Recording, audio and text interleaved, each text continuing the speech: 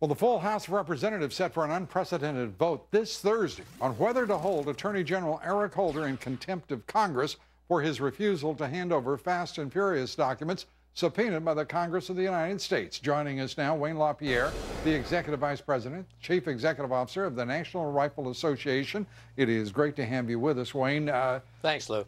This is one of the most frustrating and difficult investigations I've ever watched. The idea that the Attorney General has not produced any documents, has not turned over, or apparently the Inspector General has not produced the conclusions of her report, and has, it seems to me, straightforwardly not cooperated with the House Oversight Committee. Your thoughts?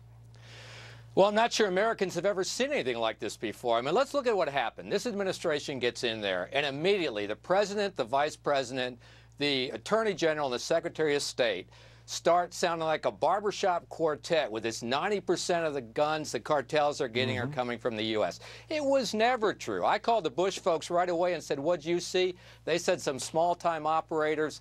We never believed the cartels were getting them from the U.S. Russia, China, international black market, defections from the Mexican army, and Central America. And yet what this administration did, the Obama administration, they in effect set up a dealership. They set up a pipeline. Thousands of guns going from the U.S. into the most evil people on the planet. They didn't arrest them. They didn't stop them. They didn't interdict them. They let them cross the border. Let me interject. Under the auspices and direction of the Department of Justice and Alcohol and Tobacco, Firearms and Explosives Agency, which is part of the Department of Justice. That's exactly right. And it was going on and going on and going on until Brian Terry was killed. In effect, what they did was facilitate a crime to facilitate their political agenda, to make their sound bites, the 90%, look like they were true. And if I'm not telling the truth, let the Justice Department prove it. They know what happened. They've got the papers, and the reason they won't release them is they don't want the American public to know the truth.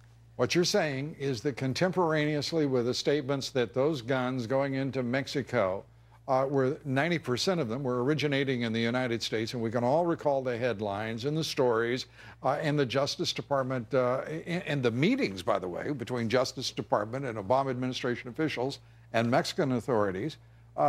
Contemporaneously, you're saying you think Operation Fast and Furious was intended to support that public political initiative? I absolutely do. I believe it was all about furthering their political agenda. I mean, they let these guns go to the cartels. They, like I said, they didn't arrest, they didn't do anything, yet when they showed up at crime scenes, suddenly they were out there going, these guns are from the United States. We need more gun control laws in the U.S. And then they probably leaked to papers like the Washington Post stories like this: Mexican drug violence runs rampant, U.S. guns tied to crime south of the border. And they go on to say, no, the Washington Post, front page, no single independent dealer stands out more than Bill Carter in Texas. The truth is the Justice Department ordered Bill Carter to sell all those guns. So they're willing to let his reputation be completely ruined and smeared. Do you find it interesting that the national liberal media is not analyzing and delving into precisely those contemporaneous events that you have just described here on this broadcast?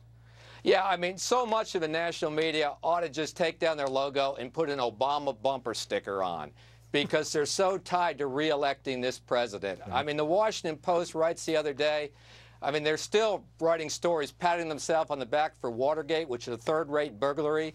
I mean, even Bill Clinton was a dalliance with an intern. This is hundreds of people's dead, federal agent dead, and the Washington Post writes the other day, it was an honest bureaucratic mistake.